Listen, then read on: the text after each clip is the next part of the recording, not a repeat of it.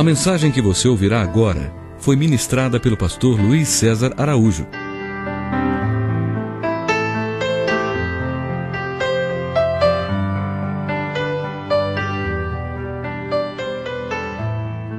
Boa noite, graça e paz a todos.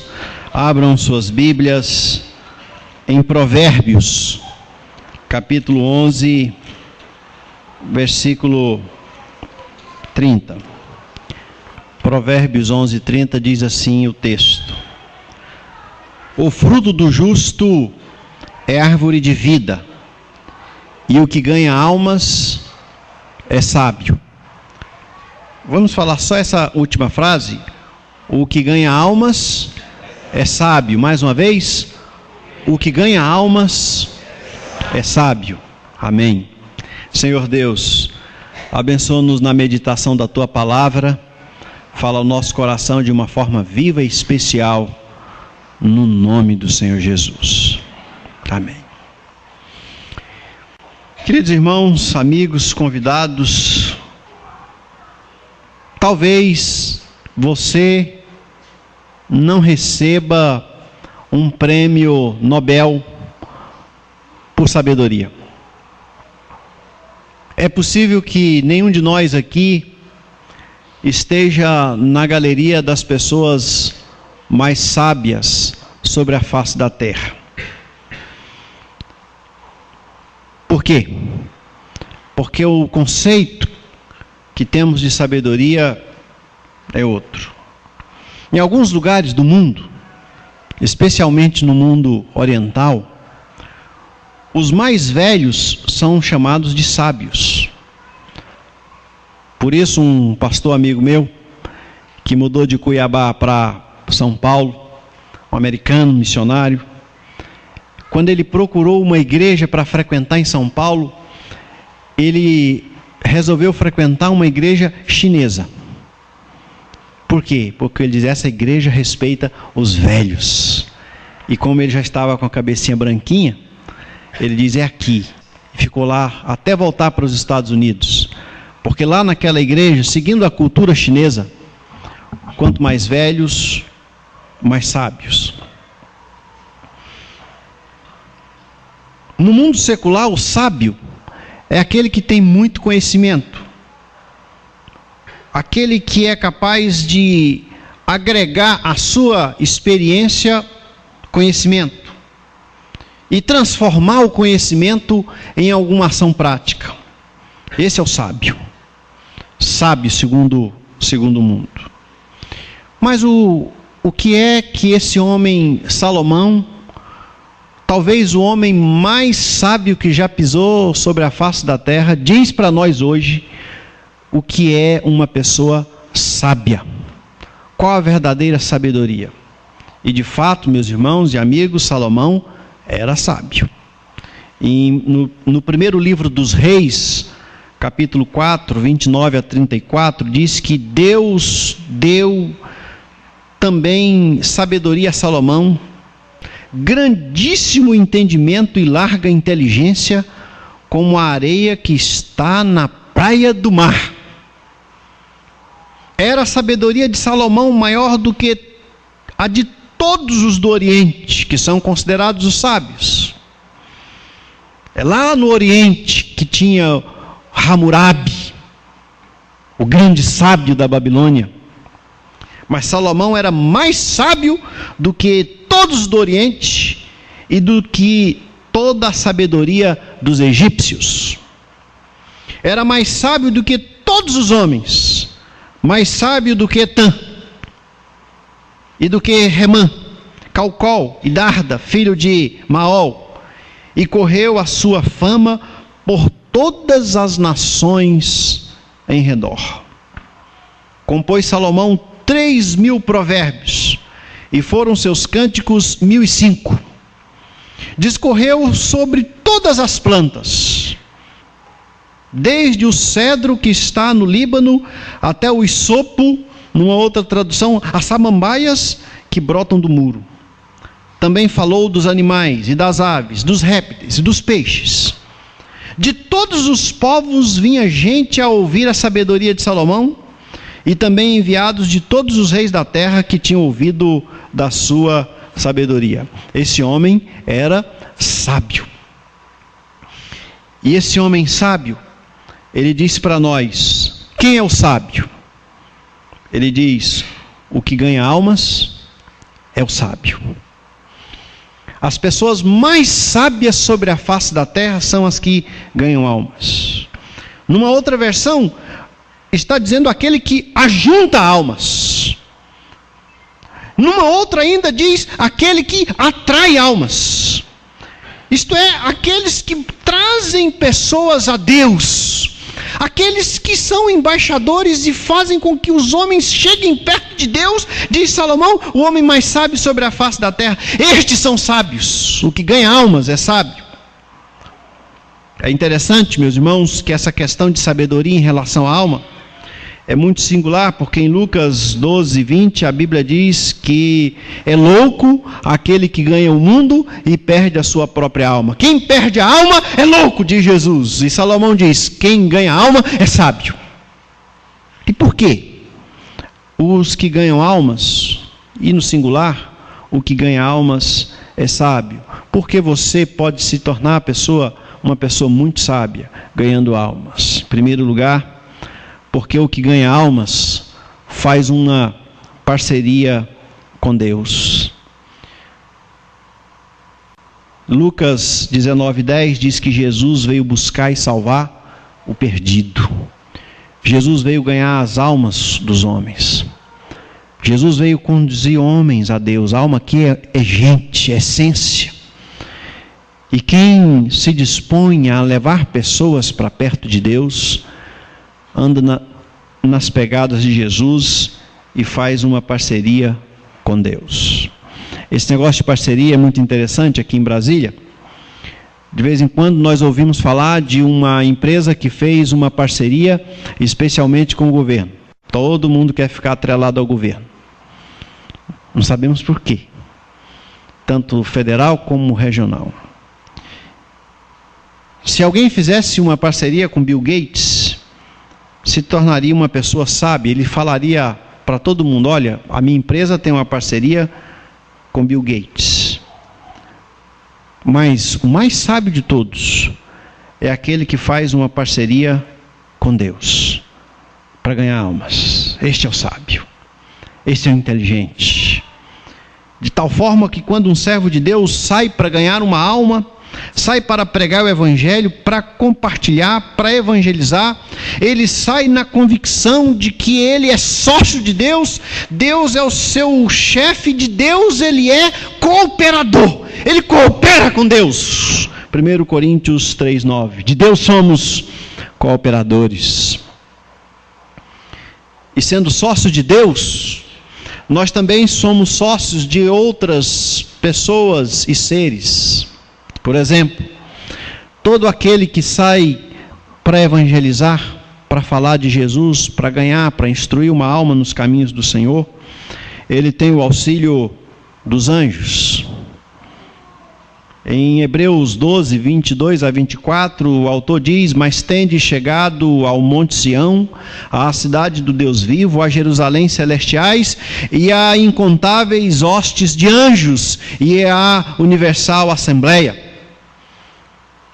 Os anjos acompanham os evangelistas, os pregadores. Interessante, quando Jesus mandou os seus discípulos para Galiléia, ele diz: olha, vão para Galiléia, porque eu irei adiante de vós. Eu estarei lá antes de vocês. O que ganha alma sabe que Deus vai antes dele. Quando alguém se dispõe a evangelizar o seu próximo, sua secretária do lar, seu vizinho, seu colega de trabalho, seu patrão, seu empregado, quando alguém resolve atravessar a rua ou atravessar o mar, ele sabe que Jesus vai adiante deles. Ele sabe que tem a presença de anjos, as incontáveis hostes celestiais. Por isso, quem ganha almas faz uma parceria com Deus, e essa parceria é melhor do que qualquer outra parceria. Tem Deus, é cooperador de Deus, tem Deus como chefe. E isso é maravilhoso. Em segundo lugar, por que o que ganha almas é sábio? Porque o que ganha almas investe para a eternidade. Qualquer outro negócio que nós fizermos sobre a face da terra, que não redunde em pessoas sendo salvas ou santificadas, ficará aqui. Todo o nosso trabalho, o nosso labor, as nossas construções, os nossos diplomas, os nossos cursos, nada passará para a eternidade. Quando terminar esse ciclo, a vida do lado de cá, e que nós entrarmos no novo céu, na nova terra, e quando nós olharmos ao redor, nós vamos ver que o que mais valeu a pena foi investir na conquista de almas. Lá você não vai ver sua casa nova, lá não estará o seu carro do ano, sua roupa bonita, lá aquilo que você construiu, a sua sabedoria, os seus diplomas não fazem a menor diferença. Nada vai fazer diferença a não ser aquelas pessoas que você e eu conduzimos para a eternidade. Isso vale a pena. Está aí uma causa pela qual vale a pena viver e morrer. Não tem causa mais sagrada, ministério mais eficaz, mais bonito, mais gratificante do que conduzir uma pessoa aos pés do Salvador.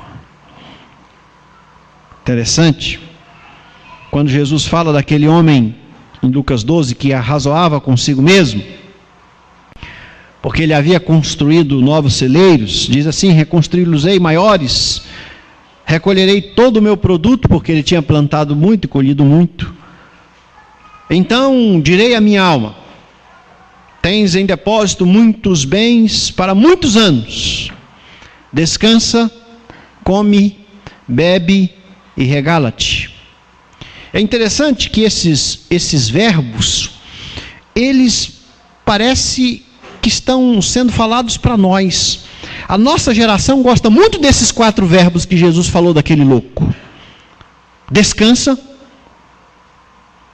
come, bebe e regala-te. Festa. Não estou certo? Esses 4 verbos que caracterizaram aquele homem de louco, porque Jesus diz: mas louco, você é um louco, não é um sábio, você é um louco. Os verbos que mais agradavam aquele louco são os verbos que mais nos agradam: descansar, não fazer nada.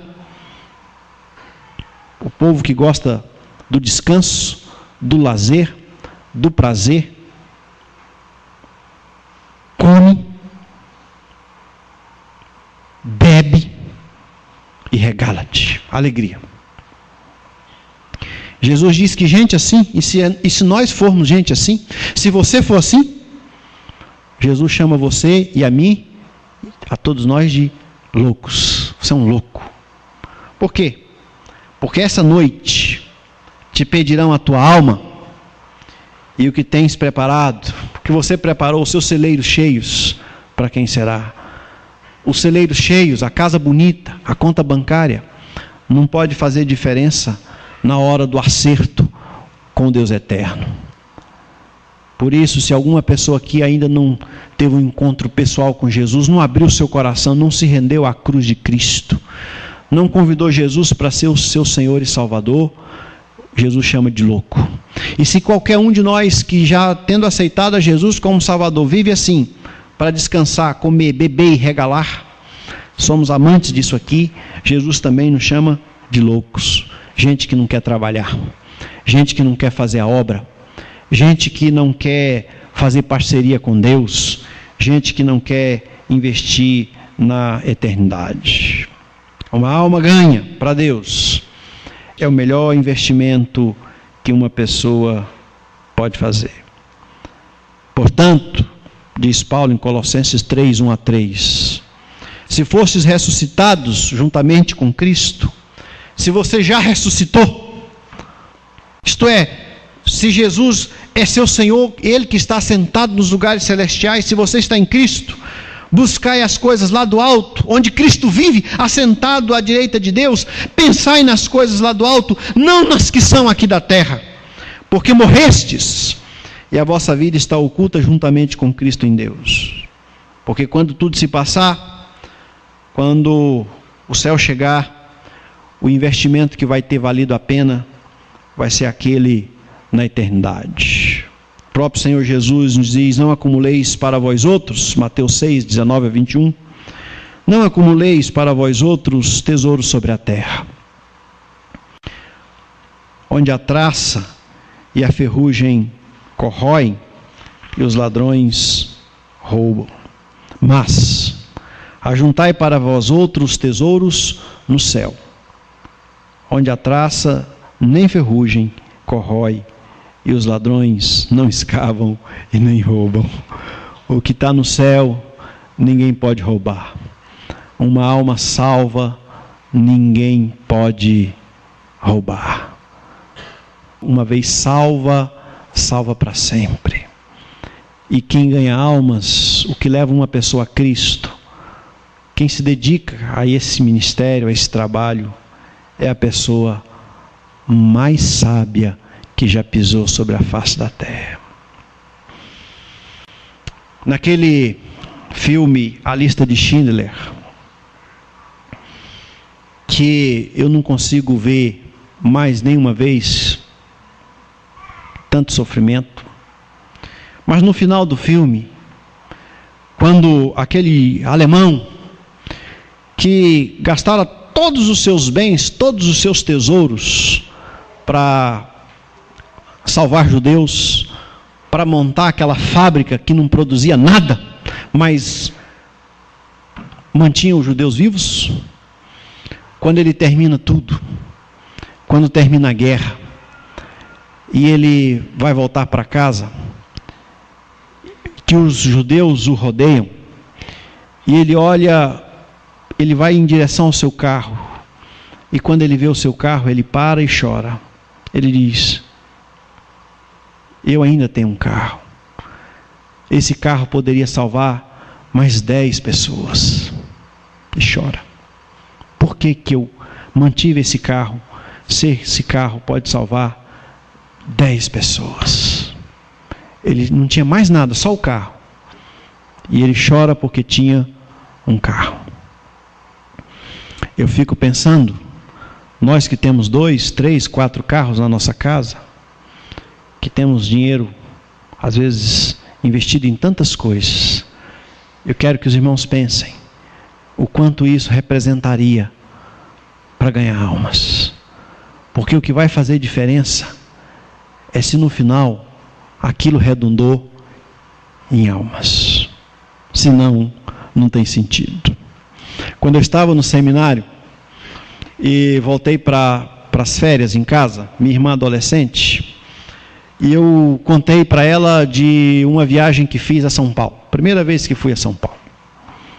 Falei que visitei aquele zoológico, quase a tarde inteira visitando bicho.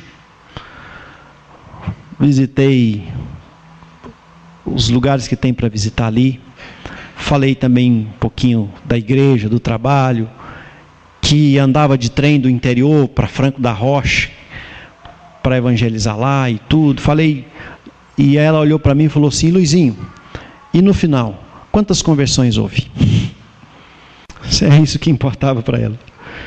De fato, meus irmãos, quando nós chegarmos do lado de lá da eternidade, e Deus perguntar sobre o nosso estilo de vida, o que nós fizemos, onde gastamos o nosso dinheiro, a pergunta que Deus vai nos fazer é: escuta, o seu estilo de vida, o dinheiro que eu te dei, a profissão que eu te dei, o trabalho que eu te dei, quantas pessoas estão aqui no céu porque você ganhou com a sua sabedoria, com seu esforço, com seu dinheiro? Essa vai ser a pergunta. Porque o que ganha almas é sábio. Terceiro e último lugar, o que ganha almas é sábio porque o que ganha almas recebe o seu salário diretamente de Deus. De Deus. Deus é o patrão. Os irmãos querem um patrão melhor do que Deus? Billy Graham foi convidado para ser embaixador na Inglaterra, várias vezes. Na terceira vez, o presidente mandou perguntar: o salário é pouco? Ele diz: não, o trabalho é pequeno. O trabalho é pequeno. O meu chefe é Deus, disse Billy Graham. O que ganha almas tem Deus como patrão. Uma pessoa pode se sentir sábia em passar em um concurso ou ter o governo como um patrão, como todos querem aqui em Brasília. Mas o que ganha almas tem Deus como seu galardoador. E Deus não fica devendo nada a ninguém. 1 Coríntios 15, 58. Porque no Senhor, portanto, meus amados irmãos, sede firmes, inabaláveis e sempre abundantes na obra do Senhor, sabendo que no Senhor o vosso trabalho não é vão, não é vão. Deus vai dar a paga. Deus sempre vai dar aquilo que o trabalhador precisa. Os discípulos, em determinado momento de incredulidade, que deixaram as suas tarefas, Pedro deixou de ser pescador, um outro deixou de ser publicano, Mateus ou Levi, e todos estavam ali seguindo Jesus, 3 anos, e não tinham dinheiro. De repente Pedro olhou e falou assim: Senhor, em Lucas 18, 28 a 30, eis que nós deixamos casa para te seguirmos. E Jesus olhou para ele e diz: Pedro, em verdade vos digo que ninguém há que tenha deixado casa, ou mulher, ou irmãos, ou pais, ou filhos, por causa do reino de Deus, que não receba no presente muitas vezes mais, e no mundo por vir a vida eterna. Isto é, aquele que investe no reino de Deus, Deus não fica devendo nada para ele, nem no plano material. Nem no plano material. Os que são fiéis, por exemplo, nos seus dízimos, não podem reclamar que Deus lhes deixou faltar. Os que são abençoados com a possibilidade de ofertar, sabem que Deus não deixa faltar, porque diz aqui que receberão, já que os que investem, os que deixam, os que ganham almas, os sábios, já que muitas vezes mais, e ainda de lambuja a vida eterna. Tudo isso e a vida eterna. E qual é o salário do que ganha almas? Primeiramente, ele promete sustentar os que ganham almas. Buscai, pois, em primeiro lugar o reino de Deus e a sua justiça, e todas essas coisas que preocupavam, comida, bebida, roupa, talvez Jesus hoje acrescentasse escola, carro, moradia, tudo, vos serão acrescentadas. Ele vai cuidar do que é nosso. Uma obreira que é conveniada nossa estava chateada porque não tinha dinheiro, não podia fazer um bolo de aniversário para o seu marido, não podia ter uma roupa nova, não podia ter aquilo que outras pessoas tinham, e reclamou com Deus. E alguém bateu a porta da sua casa e ela abriu e a pessoa diz: Deus me mandou dar um recado para você. Pessoa que ela nunca tinha visto. Qual? Cuida dos meus negócios, que eu cuido dos seus. Pronto. Cuida dos meus negócios, cuida dos negócios de Deus, que eu cuido dos seus negócios. E quem é que não quer ter Deus como gerente? Como o negociador? Em João 14:36, o próprio Senhor Jesus diz que o ceifeiro desde já recebe a recompensa. Desde já. E entesoura o seu fruto para a vida eterna. E dessa arte, dessa pregação, dessa ceifa, se alegram tanto o semeador como o ceifeiro. Em Daniel 12:3 diz o texto: os que forem sábios, pois, resplandecerão como o fulgor do firmamento, e os que a muitos conduziram à justiça, como as estrelas, sempre e eternamente. O texto não diz que todos os crentes resplandecerão como luz. Aqui diz: os que forem sábios resplandecerão. E quem são os sábios? Os que muitos conduziram à justiça. Brilharão para sempre, como as estrelas, eternamente. Por isso, os que ganham almas são sábios. Eu concluo dizendo aos irmãos e amigos: quando as academias escolherem os seus sábios, eles não serão escolhidos porque ganharão almas. Nunca. Nós nunca veremos um missionário, um evangelista, um pastor, um membro de igreja ganhando o prêmio Nobel de Sabedoria porque ganhou almas. Mas eu digo aos irmãos: há mais sábios nessa igreja do que se ajuntarem todos os que ganharam o prêmio Nobel. Há mais sábios aqui do que lá no Congresso Nacional. O sábio é o que ganha almas. O sábio é o que conduz pessoas para Jesus. Aos olhos do mundo, loucura, porque o apóstolo Paulo diz que certamente a palavra da cruz é loucura. Em 1 Coríntios 1, 18 a 25, é loucura para os que se perdem, mas para nós que somos salvos, poder de Deus. Pois está escrito: destruirei a sabedoria dos sábios e aniquilarei a inteligência dos instruídos. Onde está o sábio? Onde está o escriba? Onde o inquiridor deste século? Porventura não tomou Deus louca a sabedoria do mundo? Visto que, como na sabedoria de Deus o mundo não o conheceu por sua própria sabedoria, aprove a Deus salvar os que creem pela loucura da pregação. Porque tanto os judeus pedem sinais, como os gregos buscam sabedoria. Mas nós pregamos a Cristo crucificado, escândalo para os judeus, loucura para os gentios. Mas para os que foram chamados, tanto judeus como gregos, pregamos a Cristo, poder de Deus e sabedoria de Deus. Porque a loucura de Deus é mais sábia do que os homens, e a fraqueza de Deus é mais forte do que os homens. A pior loucura de Deus, diz Paulo, é mais sábia do que o homem mais sábio da face da terra. Mas quando Salomão colocou um binóculo para procurar um sábio, quando ele diz assim: eu quero saber quem é sábio, ele não julgou numa sabedoria humana.